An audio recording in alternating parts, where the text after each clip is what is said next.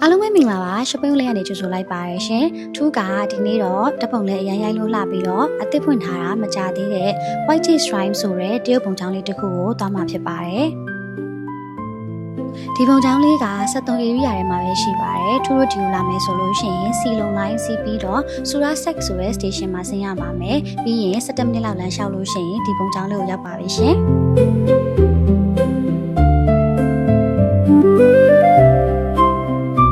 ဒီပုံချောင်းရဲ့ area ကလည်းအကျယ်ကြီးပဲပြီးတော့ဓပုံရိုက်လို့ရတဲ့ spot လေးတွေကလည်းအများကြီးရှိတာဆိုတော့ထူးတို့လိုဓပုံရိုက်တာဝါသနာပါတဲ့သူတွေအတွက်ကတော့ဒီနေရာလေးကိုတော့သွားတင်တဲ့နေရာလေးတစ်ခုပါ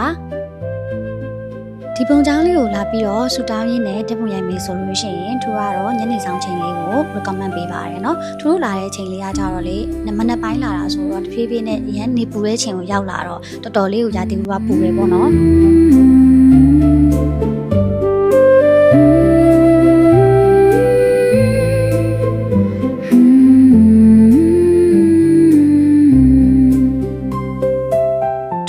ဒီပုံချောင်းလေးထဲမှာဆူတောင်းပြီးတော့ photo spot လေးတွေမှာဓပုံရိုက်ခဲ့ပါတယ်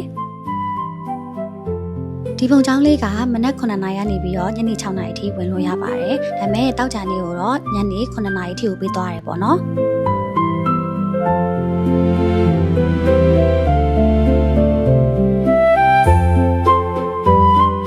ဒီမှာဆိုလို့ရှိရင်အရန်လက်ရမြောက်တဲ့ကြောက်ပကြီးကားတွေနဲ့အယောင်သွေးစုံတဲ့ចောင်းဆောင်တွေကိုတွေ့ရမှာပါအားလုံးပဲစိတ်ချမ်းသာကိုကျန်းမာနဲ့ကြံစီထားသမျှအောင်မြင်ပါစေလို့ shopping ဝင်းလေးမှာဆုမွန်ကောင်းတောင်းပေးလိုက်ပါရရှင်